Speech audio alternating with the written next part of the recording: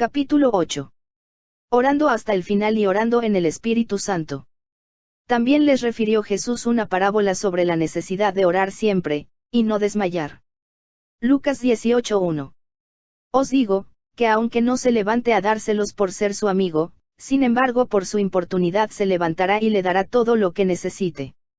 Y yo os digo, pedid, y se os dará, buscad, y hallaréis, llamad, y se os abrirá. Lucas 11:8,9.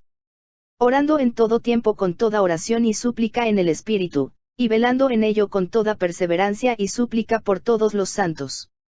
Efesios 6:18. Y orando hasta el final. Hay dos pasajes en el Evangelio de Lucas que arrojan todo un diluvio de luz sobre la cuestión: ¿qué tipo de oración es la que prevalece con Dios y obtiene lo que se está buscando de Él? Y también sobre la cuestión de, ¿por qué muchos de los mismos hijos de Dios que oran se quedan cortos de obtener lo que buscan de Dios? El primero de esos pasajes lo encontramos en Lucas 11:5-10, el Señor mismo, es quien habla. Les dijo también, ¿quién de vosotros que tenga un amigo, va a él a medianoche y le dice, amigo, préstame 3 panes, porque un amigo mío ha venido a mí de viaje, y no tengo que ponerle delante? Y aquel, respondiendo desde adentro, le dice, no me molestes, la puerta ya está cerrada, y mis niños están conmigo en cama, no puedo levantarme, y dártelos. Os digo, que aunque no se levante a dárselos por ser su amigo, sin embargo por su importunidad se levantará y le dará todo lo que necesite. Y yo os digo, pedid, y se os dará, buscad, y hallaréis, llamad, y se os abrirá. Porque todo aquel que pide, recibe, y el que busca, halla, y al que llama, se le abrirá. La lección central en esta parábola de nuestro Señor, es que, cuando oramos, si no tenemos lo que pedimos la primera vez, debemos orar otra vez, y si no lo obtenemos la segunda vez, debemos orar por tercera vez, y si no lo obtenemos en la 100ª vez que oramos, debemos seguir orando hasta que lo obtengamos. Debemos pensar muy bien antes de pedir algo a Dios para estar seguros que lo que pedimos está de acuerdo a su voluntad. No nos debemos apresurar en forma descuidada a ir a la presencia de Dios y pedir lo primero que se nos venga a la mente, sin dar la debida consideración a la cuestión de si es realmente algo que debemos tener o no, y cuando hayamos decidido que debemos orar por algo, debemos seguir orando hasta que lo obtengamos. La palabra traducida importunidad en el versículo 8, es una palabra de un profundo significado. Su significado primario es sin avergonzarse, o sea, establece la determinación persistente de orar a Dios, que no será motivo de vergüenza por una aparente falta de voluntad de parte de Dios de conceder lo que pedimos. Esta es una manera sorprendente que nuestro Señor Jesús utiliza para establecer la necesidad de la importunidad y la persistencia en la oración. Es como si el Señor Jesús quisiera que entendiéramos que Dios nos va a acercar a Él con una determinación resuelta para obtener las cosas que pedimos. Una determinación que no va a ser causa de vergüenza por un aparente retraso de parte de Dios. Nuestro Padre Celestial se deleita en nuestro denuedo santo, de que no vamos a aceptar una respuesta negativa.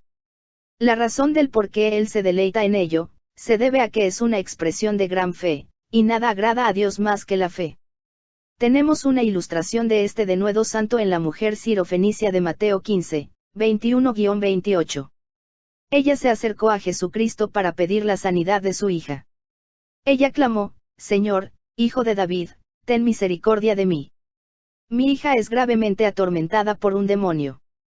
Pero, nuestro Señor parecía como si no le estuviera poniendo ninguna atención, y como lo menciona Mateo, pero Jesús no le respondió palabra.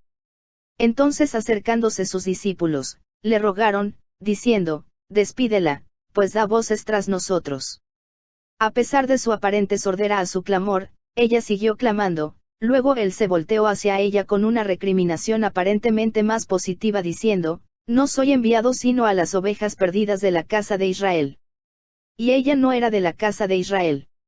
Luego, ella lo adoró y siguió invocándolo diciendo, Señor, socórreme. Luego, vino lo que casi parece como una reprensión cruel, cuando el Señor dijo, no está bien tomar el pan de los hijos, y echarlo a los perrillos.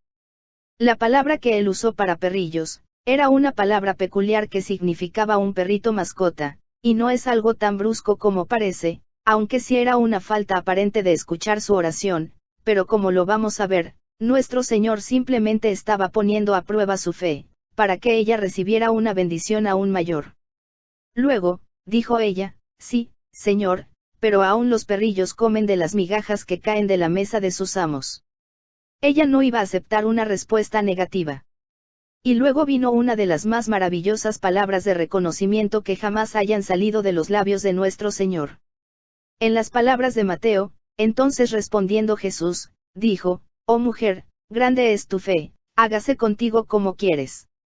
Y su hija fue sanada desde aquella hora.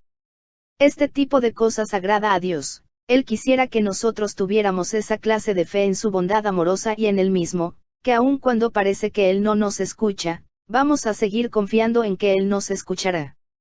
Dios no siempre nos da las cosas que pedimos, la primera vez que las pedimos.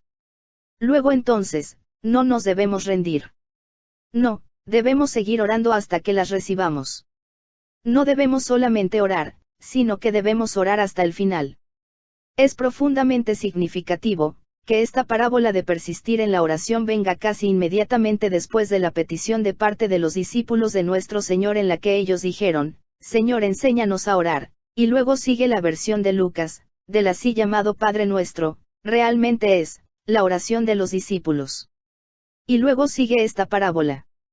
Se enseña la misma lección de una manera más impactante en el segundo pasaje de Lucas al que ya me he referido, Lucas 18, 1-8. También les refirió Jesús una parábola sobre la necesidad de orar siempre, y no desmayar, diciendo, había en una ciudad un juez, que ni temía a Dios, ni respetaba a hombre. Había también en aquella ciudad una viuda, la cual venía a él, diciendo, hazme justicia de mi adversario. Y él no quiso por algún tiempo, pero después de esto dijo dentro de sí, aunque ni temo a Dios, ni tengo respeto a hombre, sin embargo, porque esta viuda me es molesta, le haré justicia, no sea que viniendo de continuo, me agote la paciencia.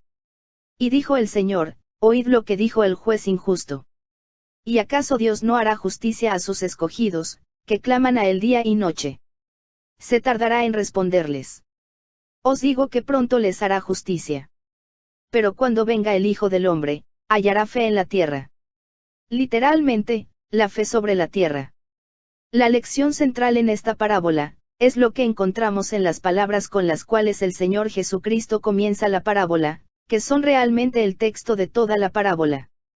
Estas palabras son, que los hombres deben orar siempre y no desmayar. El significado evidente del cual, es que, cuando comenzamos a orar debemos seguir orando hasta que obtengamos lo que deseamos de Dios. La fuerza exacta de la parábola es que, aun si un juez injusto va a ceder a la oración persistente, y conceder lo que en un principio no quería conceder, cuanto más un Dios amoroso cederá al clamor persistente de sus hijos, y les dará las cosas que Él anhela darles todo el tiempo, pero, que no sería sabio darlo, y no lo sería por el bien mismo de la persona, que se lo dé. A menos que ellos estuvieran capacitados para esa fe perseverante que no aceptara una respuesta negativa. Vemos, pues, que Dios no siempre nos da al principio lo que pedimos, cuando pedimos lo que deseamos de Él en oración. ¿Por qué es que Dios no nos da la primera vez las cosas que le pedimos a Él? La respuesta es sencilla, Dios haría más por nosotros, y mejor por nosotros, que simplemente dárnoslas. Él nos hará un bien mucho mayor, al capacitarnos para que tengamos una fe persistente. Las cosas que obtenemos por las otras formas de esfuerzo nuestro, aparte de la oración a Dios, no siempre llegan a ser nuestras la primera vez que hacemos un esfuerzo de obtenerlas. Por nuestro propio bien, Dios nos motiva a ser persistentes en nuestro esfuerzo, y de igual manera Dios no siempre nos da lo que pedimos en oración la primera vez que oramos. Así como Él nos quiere capacitar para que seamos hombres y mujeres más fuertes, en otras formas de esfuerzo, así también nos quiere capacitar para hacernos hombres y mujeres más fuertes de oración, al motivarnos a orar con mayor intensidad por las cosas mejores. Él nos motiva a seguir orando hasta el final. Mucha gente en la actualidad nos dice que no deberíamos orar por la misma cosa una segunda vez. A veces nos dicen que la manera de orar es, pedirle a Dios algo, y luego tomarlo por fe la primera vez que pedimos. Esto, a menudo es cierto, cuando encontramos algo que está prometido en forma definida, podemos descansar en la palabra desnuda de Dios. Y cuando hemos orado, sabemos que hemos pedido algo de acuerdo a la voluntad de Dios, y por lo tanto, que la oración ha sido escuchada, y eso hemos recibido. Y descansando así, ya no pedimos, sino reclamamos la cosa como propia. Pero eso es solo una parte de la verdad. El otro lado de la verdad es que hay ocasiones en las que no se hace claro la primera vez, ni la segunda vez, ni la tercera vez, que lo que estamos pidiendo es de acuerdo a su voluntad, y que por lo tanto, la oración haya sido escuchada, y lo que se pidió ha sido concedido. En tal caso debemos seguir orando y orando.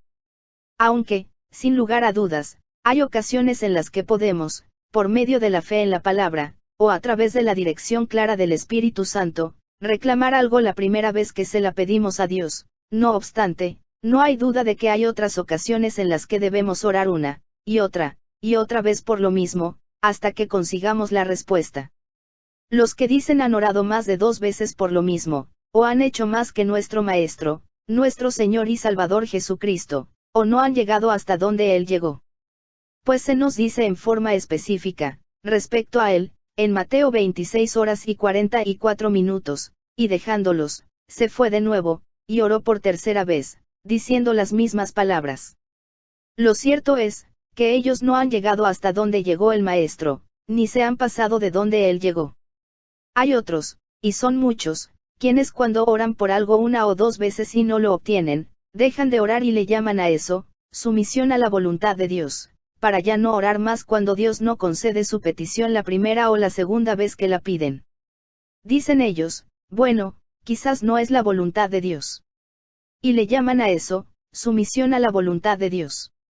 Pero como regla, esto no es sumisión a la voluntad de Dios, es pereza espiritual y falta de determinación en el área de esfuerzo de más importancia de todo esfuerzo humano, la oración. A ninguno de nosotros ni siquiera se le ocurriría llamarle sumisión a la voluntad de Dios, cuando nos rendimos después de 1 o 2 esfuerzos al tratar de obtener cosas por medio de otros esfuerzos diferentes a la oración. En tales casos le llamamos, falta de fuerza de carácter. Cuando un hombre fuerte en la acción comienza a lograr algo, si no lo logra la primera o la segunda o la 100ª vez, él sigue martillando, hasta que lo logra. De la misma manera el hombre fuerte en la oración cuando empieza a orar por algo, sigue orando hasta el final y obtenga lo que busca. Cuán prestos somos para ponerles buenos nombres a aquellas cosas malas de nuestra conducta. Llamamos sumisión a la voluntad de Dios a nuestra inercia y pereza e indiferencia espiritual. Debemos tener cuidado con lo que pedimos de Dios, pero una vez que comencemos a orar por algo, nunca nos debemos de rendir de orar por ello hasta que lo obtengamos, o hasta que Dios definitivamente nos haga bien claro que no es su voluntad dárnoslo. Me alegro de que Dios no siempre nos dé las cosas la primera vez que se las pedimos. No hay capacitación más bendecida en la oración, que la que viene de estar motivados a orar una y otra vez, aún por largos periodos de años, antes de obtener lo que buscamos de Dios. Y luego, cuando al fin llega, ¿qué sensación tenemos de que Dios verdaderamente es real, y realmente contesta la oración? Recuerdo una de mis propias experiencias, que fue para mí de mucha bendición, y de ánimo para mi fe. En mi primer pastorado, había 2 personas que Dios había puesto en mi corazón, por cuya salvación yo oré, hasta el fin de mi pastorado ahí. Pero, me fui de ese campo de labor sin ver convertido a ninguno de ellos. Fui a Alemania para seguir estudiando, y luego tomé un nuevo pastorado en Minneapolis, pero seguí orando todos los días por esas 2 personas. Regresé al lugar donde había comenzado mi ministerio, para tener una serie de cultos, orando todos los días por la conversión de esas 2 personas. Luego, una noche, en esa serie de cultos, cuando di la invitación para todos los que querían aceptar al Señor Jesucristo como su Salvador personal, esas 2 personas se pusieron de pie uno al lado del otro. No había una razón especial por la que ellos debían de estar uno al lado del otro, puesto que ellos ni eran parientes. Y cuando yo vi a esas 2 personas por las que había orado todos los días por todos estos años, puestos de pie uno al lado del otro para aceptar al Señor Jesucristo, qué sensación tan sobrecogedora vino a mi alma que ahí existe Dios, y que escucha la oración, si cumplimos las condiciones de la oración, y seguimos el método de la oración que prevalece como se enseña en su propia palabra. Encontramos justo aquí, la razón de por qué muchas oraciones no logran aquello por lo que esperamos de Dios. Oramos, oramos y oramos, y estamos casi a punto de obtener aquello por lo que estamos orando, y justo entonces, cuando Dios está a punto de contestar la oración, paramos y nos perdemos la bendición. Por ejemplo, en muchas iglesias y en muchas comunidades, hay gentes que están orando por un avivamiento, y el avivamiento no llega inmediatamente, y no llega por algún tiempo, pero siguen orando. Han estado orando casi hasta el final, están casi a punto de obtener lo que están esperando, y si ellos oraran un poquito más, el avivamiento se desbordaría sobre ellos. Pero se desaniman, levantan las manos y se dan por vencidos justo al borde de la bendición, pero no entran a la tierra prometida. En enero, el profesorado de un instituto bíblico de Chicago organizó una reunión de oración los sábados por la noche de las 9 a las 10, para orar por un avivamiento a nivel mundial. Después de que hubimos orado por algún tiempo, ocurrió lo que yo sabía que ocurriría cuando comenzamos. La gente vino conmigo, o con algunos de mis colegas más allegados a mí en la conducción de estas reuniones y preguntaban: ¿ya llegó el avivamiento? No, ¿hasta dónde nosotros podemos ver? ¿Cuándo va a llegar? No lo sabemos. ¿Cuánto tiempo van a orar? Hasta que venga. Y sí llegó un avivamiento que comenzó allí en ese cuartito de reunión de oración del Instituto Bíblico en Chicago, y luego se desató en la lejana China, Japón, Australia, Nueva Zelanda, Tasmania e India, y arrasó por todo el mundo con las más maravillosas manifestaciones del poder salvífico de Dios. No meramente a través del señor Alexander y yo, sino a través de multitudes de otros en la India, en Gales y por doquier. En Gales, por ejemplo, bajo Evans Roberts y otros, produjo 100.000 profesiones de conversiones en 12 meses. Y yo creo que Dios está buscando que hoy nosotros oremos hasta el final otra vez. Yo oré por 15 largos años por la conversión de mi hermano mayor. Él parecía que se alejaba más y más de cualquier esperanza de conversión.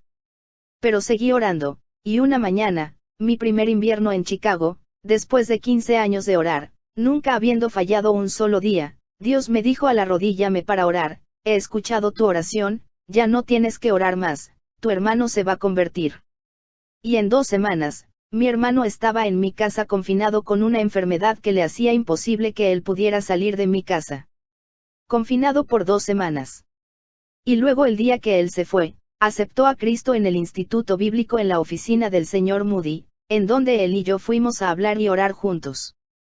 Yo platiqué de este incidente, en una ocasión, cuando estaba teniendo cultos en una cierta ciudad. Una anciana se me acercó al final del culto y dijo: yo he estado orando por la conversión de mi hermano, que ahora tiene 63 años de edad, por muchos años. Pero hace poco tiempo, yo dejé de hacerlo, me cansé y dejé de orar. Pero añadió: voy a empezar a orar otra vez. Y a 2 semanas de esa ocasión, ella vino y me dijo: yo he tenido noticias de mi hermano y él ha aceptado a Cristo. Oh hombres y mujeres, oren hasta el final, oren hasta el final, oren hasta el final. No solamente comiencen a orar, y oren por un poco de tiempo, y luego avienten las manos al aire y se den por vencidos, sino oren, oren y oren, hasta que Dios doble los cielos y los cielos desciendan. 2. Orando en el Espíritu Santo. Hay otro pasaje muy relacionado con los dos que acabamos de estudiar, y que está relacionado con ellos en la idea, al cual le quiero yo llamar su atención. Se encuentra en Efesios 6:18, orando en todo tiempo con toda oración y súplica en el Espíritu, y velando en ello con toda perseverancia y súplica por todos los santos. Las 3 palabras a las que yo quiero llamar su atención, son estas: en el Espíritu. Encontramos la misma idea en la epístola de Judas versículos 20 y 21, pero vosotros, amados, edificándoos sobre vuestra santísima fe, orando en el Espíritu Santo, conservaos en el amor de Dios, esperando la misericordia de nuestro Señor Jesucristo para vida eterna. En esas palabras, orando en el Espíritu y orando en el Espíritu Santo, encontramos uno de los 2 secretos más grandes de la oración que prevalece. El otro de estos 2 grandes secretos de la oración que prevalece, se encuentra en las palabras de nuestro Señor en Juan 14, 13-14, y todo lo que pidiereis al Padre en mi nombre, lo haré, para que el Padre sea glorificado en el Hijo. Si algo pidiereis en mi nombre, yo lo haré. Esas palabras las hemos estudiado anteriormente. Orar en el nombre de nuestro Señor Jesucristo, y orar en el Espíritu Santo, son los dos secretos más grandes de la oración que prevalece. Si alguien me preguntara, ¿cuál es el gran secreto de la vida santa? Yo le diría inmediatamente, vivir en el Espíritu Santo. Si alguien me preguntara, ¿cuál es el gran secreto del servicio efectivo para el Señor Jesucristo? Yo le respondería inmediatamente, servir en el Espíritu Santo. Si alguien me preguntara, ¿cuál es el más grande secreto del estudio bíblico provechoso? Yo le respondería, estudiar en el Espíritu Santo. Y si alguien me preguntara, ¿cuál es el secreto que incluye todo de la oración que prevalece? Yo le contestaría, orar en el Espíritu Santo. Es la oración que inspira el Espíritu Santo, la que contesta Dios el Padre. ¿Qué significa orar en el Espíritu Santo?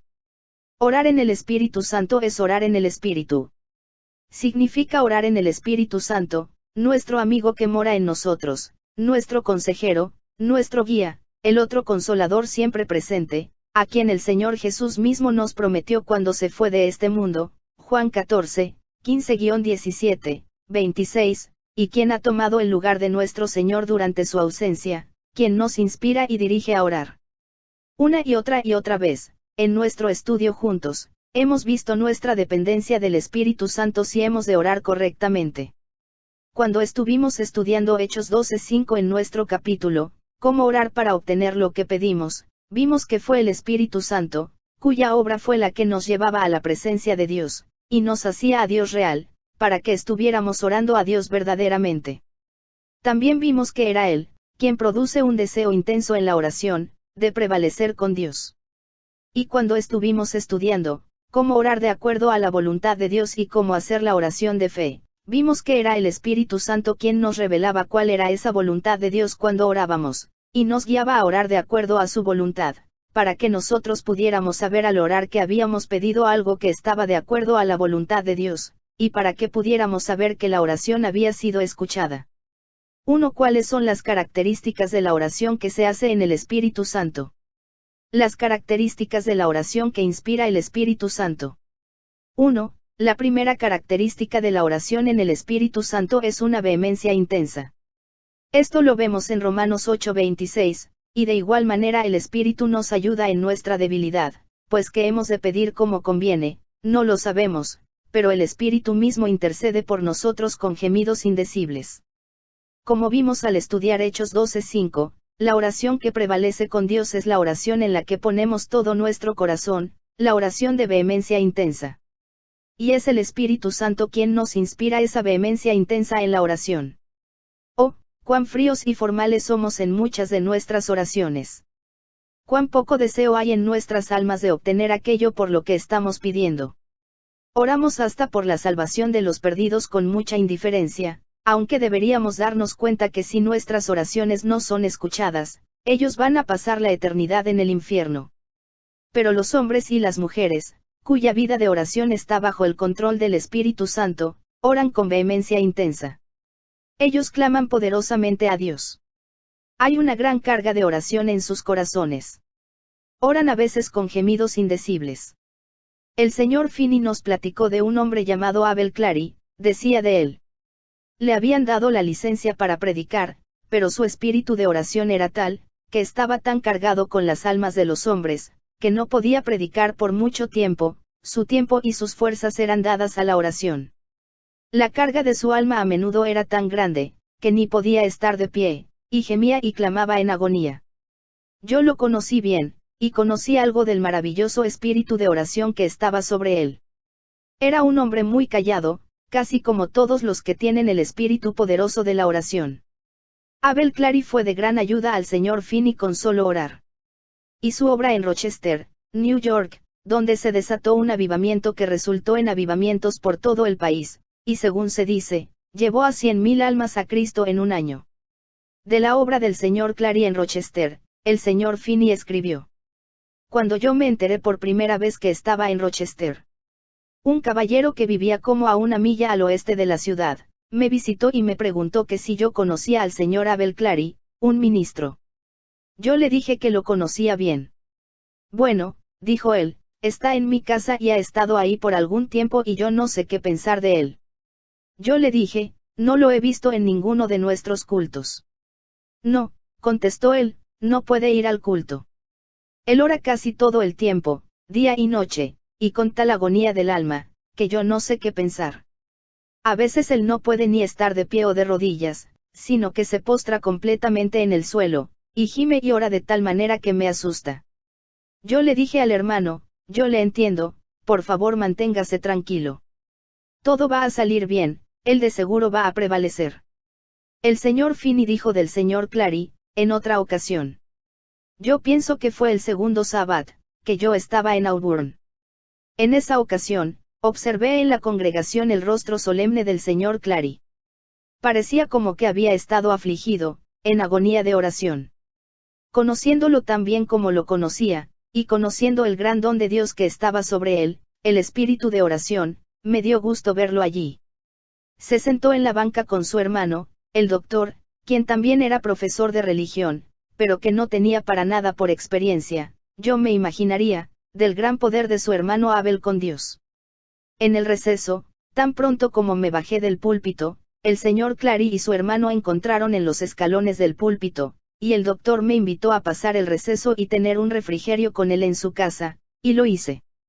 Después de llegar a su casa, nos llamaron a la mesa. Nos sentamos a la mesa y el doctor Clary volteó con su hermano y dijo, hermano Abel, ¿quisieras orar por los alimentos? Y el hermano Abel agachó su cabeza y comenzó en forma audible a pedir la bendición. Había apenas pronunciado una frase o dos, cuando fue conmovido de tal manera, que se retiró de la mesa de repente, y se fue aprisa a su recámara. El doctor supuso que se había sentido enfermo en forma repentina, de modo que se levantó y fue tras él. En unos momentos, él bajó y dijo, señor Finney, el hermano Abel lo quiere ver. Dije yo, ¿qué le pasa? Él dijo, no lo sé, pero dice que usted sabe.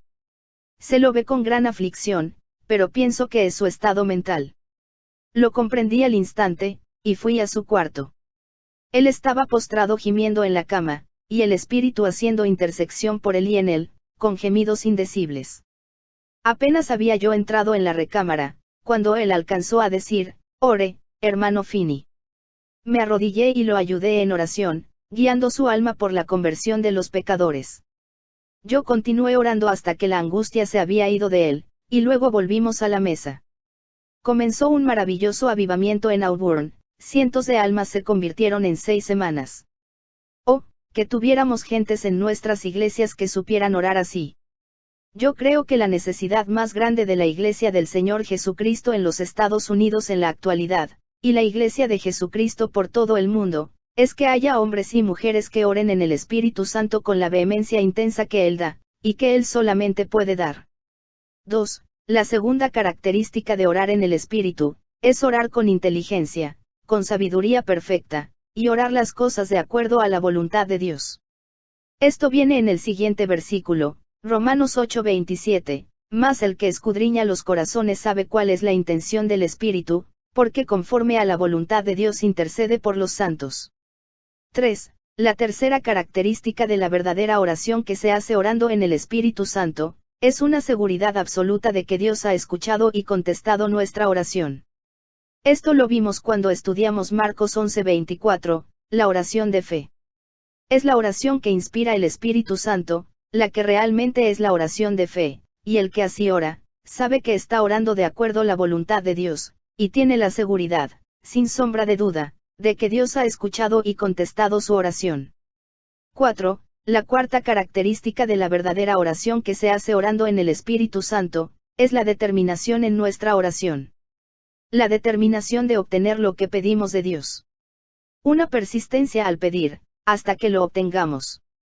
Esto se hace evidente en Efesios 6:18, orando en todo tiempo, con toda oración y súplica en el Espíritu, y velando en ello con toda perseverancia y súplica por todos los santos. Qué maravillosa enunciación al unir palabras del más profundo significado, la determinación y la perseverancia en la oración que resulta cuando el Espíritu Santo controla nuestra vida de oración. No necesitamos abundar sobre ello en este momento, porque acabamos de hablar de ello en la parte inicial de este capítulo. Tales son las características en la oración que se hace en el Espíritu Santo. 2. Llegamos ahora a la cuestión sumamente práctica e importante: ¿cómo podemos orar en el Espíritu Santo? O sea, ¿cómo podemos asegurarnos de que el Espíritu Santo es el que nos guía en nuestras oraciones? ¿Cómo asegurarnos que nuestras oraciones no son solamente el avance de nuestros deseos egoístas, sino la guía confiable del Espíritu de Dios dentro de nosotros? La respuesta a esta pregunta tan importante, claramente está desplegada en la palabra de Dios. 1. En primer lugar, si vamos a orar en el Espíritu, debemos rendir nuestra voluntad, y aún nosotros mismos, absolutamente y sin reservas a Dios. Esto se ve en muchos lugares en la Escritura. Por ejemplo, en Hechos 5:32 leemos: y nosotros somos testigos suyos de estas cosas, y también el Espíritu Santo, el cual ha dado Dios a los que le obedecen. Aquí se nos enseña claramente que Dios da el Espíritu Santo a los que lo obedecen, y solamente a ellos. El corazón de obediencia está en rendir uno su voluntad, y rendirse uno mismo a Dios. A menos que hagamos esta rendición absoluta, Dios no puede tomar el control de nuestras vidas por el Espíritu Santo, y no puede tomar el control de nuestra vida de oración, más que cualquier otro aspecto de nuestra vida. Nuestra rendición a Él debe extenderse a nuestra oración, así como a otras esferas de nuestras actividades. 2. En segundo lugar, si hemos de orar en el Espíritu Santo, debemos obedecer a Dios en forma escrupulosa en todas las áreas de nuestras vidas. La desobediencia en cualquier punto de nuestra vida contrista al Espíritu Santo, y hace imposible que Él nos controle en nuestras acciones. Es tan imposible que Él tome el control de nuestra vida de oración, así como cualquier otra parte de nuestra vida.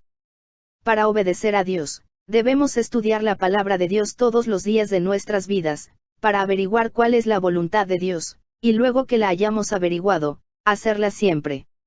Si nos rehusamos a hacerlo en cualquier aspecto, el Espíritu Santo no puede controlar nuestra vida de oración, y no podemos orar en el Espíritu Santo. Esto está bastante claro en Juan 14, 13-14, y todo lo que pidiereis al Padre en mi nombre, lo haré, para que el Padre sea glorificado en el Hijo. Si algo pidiereis en mi nombre, yo lo haré.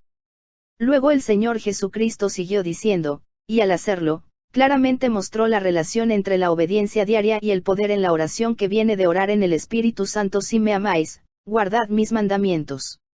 Y yo rogaré al Padre, y os dará otro Consolador, para que esté con vosotros para siempre, el Espíritu de verdad, al cual el mundo no puede recibir, porque no le ve, ni le conoce, pero vosotros le conocéis, porque mora con vosotros, y estará en vosotros. En otras palabras, el Señor Jesucristo dice que si tenemos la clase de amor para Él, que nos lleve a obedecerlo en todo día tras día, entonces Él oraría al Padre y el Padre enviaría al Espíritu Santo a ayudarnos en todas las emergencias de la vida, especialmente en nuestra vida de oración. De manera que lo que pidamos en su nombre, de acuerdo a su voluntad, y por lo tanto lo que pidamos, lo obtendremos. Oh, cómo hemos llegado una y otra vez en nuestro estudio de estas maravillosas promesas de Dios de contestar la oración, a la idea de que no hay oración efectiva de ningún tipo posible por parte nuestra, a menos que estudiemos la palabra de Dios diariamente para averiguar la voluntad de Dios, y para hacerla siempre que la encontremos. 3. En tercer lugar, si hemos de orar en el Espíritu Santo debemos darnos cuenta, y mantener en mente, nuestra total incapacidad de orar bien, y nuestra total dependencia del Espíritu Santo, si hemos de orar con sabiduría y en forma que prevalezca. O, si alguna vez ha habido un tiempo cuando necesitamos sentir nuestra total dependencia del Consolador, el siempre presente amigo, y ayudador y consejero, el Espíritu Santo, es cuando oramos. Necesitamos sentir profundamente nuestra dependencia de Él en nuestra vida, en nuestra lucha diaria con el mundo, la carne y el diablo. Necesitamos sentir nuestra dependencia de Él en nuestro servicio a Cristo, dándonos cuenta de que no es con ejército, ni con fuerza, ni con cualquier otro don o habilidad natural que tengamos, sino con el Espíritu Santo que vamos a lograr cualquier cosa para Dios en este mundo. Zacarías 4:6. Necesitamos sentir nuestra dependencia de Él en nuestro estudio bíblico, dándonos cuenta de que Él es el único intérprete de la palabra, y que está listo para interpretarnos la palabra cuando la estudiamos. Pero, sobre todo, necesitamos sentir la dependencia de Él cuando oramos. Haremos bien, si mantenemos siempre en mente las palabras inspiradas de Pablo en Romanos 8:26, pues que hemos de pedir como conviene, no lo sabemos. Si Pablo, ese poderoso siervo de Jesucristo, ese apóstol inspirado, ese maravilloso hombre de oración, no sabía cómo orar como debía, seguro que nosotros tampoco. No obstante, debemos mantener siempre en mente las palabras que le siguen inmediatamente en el mismo versículo y en el versículo que sigue, pero el Espíritu mismo intercede por nosotros con gemidos indecibles. Mas el que escudriña los corazones sabe cuál es la intención del Espíritu, porque conforme a la voluntad de Dios intercede por los santos. Cuando vaya a Dios en oración, reconozca que no sabe orar como debiera, y mantenga delante de sí su total dependencia del Espíritu Santo en todas las palabras de la oración. 4. En cuarto lugar, si hemos de orar en el Espíritu Santo, debemos pedir en forma definida a Dios, que nos guíe con su Espíritu Santo cuando oramos. Dígale a Dios que usted no sabe orar como debiera, y pídale que lo guíe con su Espíritu Santo al orar, y lo hará. 5. En quinto lugar, si hemos de orar en el Espíritu Santo debemos contar con que Dios va a responder nuestras oraciones para que envíe a su Espíritu Santo para que nos enseñe a orar. Podemos contar con que Él va a enviar a su Espíritu Santo para enseñarnos a orar. Podemos contar con Dios sin vacilación para que nos lo envíe, por los pasajes que acabamos de leer, Romanos 8, 26-27. Él en forma definida lo ha prometido. 6. En sexto lugar, si hemos de orar en el Espíritu Santo, debemos continuar siendo llenos del Espíritu Santo. La exhortación inspirada de Pablo en Efesios 5:18, sed llenos del Espíritu Santo, o para traducirla más literalmente sean llenados con el Espíritu Santo, es un proceso continuo, como lo indica el tiempo del verbo griego que se usa aquí. Tiene la más íntima conexión con nuestra vida de oración. Si hemos de ser llenos del Espíritu Santo, vamos a ser guiados con el Espíritu en nuestras oraciones, así como en todo lo demás. Un hombre lleno del Espíritu siempre va a ser un hombre de oración, y sus oraciones serán en el Espíritu Santo. La manera para estar continuamente llenos del Espíritu Santo, se indica en lo que acabamos de estudiar bajo los 4 encabezados anteriores. Si hacemos lo que ahí se indica, vamos a estar siendo llenos continuamente del Espíritu Santo. 7. Finalmente, si hemos de orar en el Espíritu Santo, debemos estudiar la palabra de Dios todos los días y con vehemencia. La palabra escrita de Dios es el instrumento visible por el cual obra el Espíritu invisible de Dios. De manera que, si uno se mantiene lleno con ese Espíritu, uno va a mantenerse lleno de la palabra. Esto claramente se establece en el pasaje al que ya nos acabamos de referir, Efesios 5:18, cuando leímos con él, la frase del versículo que sigue inmediatamente, luego lo comparamos con Colosenses 3:16. Note Efesios 5:18, 19, antes bien sed llenos del Espíritu, hablando entre vosotros con salmos, con himnos y cánticos espirituales, cantando y alabando al Señor en vuestros corazones. Ahora, note cuidadosamente lo que dice Colosenses 3:16, la palabra de Cristo more en abundancia en vosotros, enseñándoos y exhortándoos unos a otros en toda sabiduría, cantando con gracia en vuestros corazones al Señor con salmos e himnos y cánticos espirituales.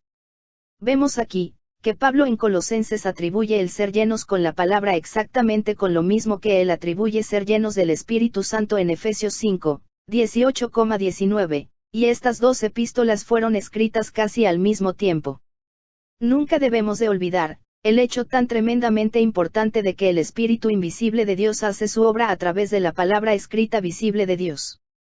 Si nos vamos a mantener en armonía con la mente de Dios por un estudio diario constante de la palabra de Dios, y por una obediencia escrupulosa a la palabra de Dios, el instrumento por el cual el Espíritu Santo trabaja constantemente, entonces el Espíritu Santo nos va a guiar en nuestras oraciones, y solo entonces.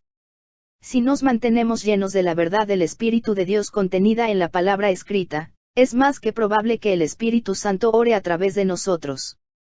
Desde este punto de vista, entonces, hay un significado de lo más profundo en las mismas palabras de nuestro Señor, que se encuentran en Juan 6, 63, el Espíritu es el que da vida, la carne para nada aprovecha, las palabras que yo os he hablado son espíritu y son vida. Cuán frecuente en nuestro estudio de los pasajes más significativos y preciosos en la Biblia que tratan con el tema de cómo orar de manera de obtener de Dios las cosas que pedimos de Él en oración, hemos llegado a estar frente a frente con la gran verdad de que la oración que prevalece, siempre va de la mano con el estudio persistente y obediente de la palabra de Dios. Para resumir lo que hemos descubierto en el tema de la oración que prevalece, si hemos de hacer la oración que obtenga de nuestro Padre Celestial las cosas que le pedimos. Primero que todo, debemos tener cuidado de lo que le pedimos a Dios y asegurarnos de que es algo que debemos tener, algo que sea de acuerdo a su voluntad, la cual es infinitamente sabia y absolutamente santa. Y luego, cuando comencemos a orar por ello, seguir orando por ello por días, semanas, y meses, y si es necesario, por años hasta que lo obtengamos. Nosotros debemos orar siempre y no desmayar, y orar hasta el final. En segundo lugar, debemos asegurarnos que no oremos con nuestros deseos egoístas, y pueden ser hasta tontos, sino bajo el impulso, la inspiración y la guía y el control del Espíritu Santo. Que oremos en el Espíritu Santo, que lo dejemos orar a través de nosotros. Y que oremos en la sabiduría, la vehemencia, la intensidad, la persistencia incansable y el poder irresistible de la oración que Él imparta. Luego entonces, nuestras oraciones serán la fuerza más poderosa de la tierra, puesto que todo lo que tiene Dios, y todo lo que es Dios está a disposición de esa clase de oración. Esa clase de oración puede lograr lo mismo que Dios. Esa clase de oración participa de la omnipotencia del Dios, con quien esa clase de oración nos pone en perfecta conexión. Yo anhelo vivir en el Espíritu Santo. Anhelo predicar y testificar en el Espíritu Santo. Anhelo estudiar y comprender la palabra de Dios en el Espíritu Santo. Pero, sobre todo, anhelo orar en el Espíritu Santo. También anhelo que la Iglesia, como cuerpo, aprenda a orar en el Espíritu Santo. Solo así no habrá nada que se pueda contraponer a la Iglesia al ir arrasando de victoria en victoria para Dios.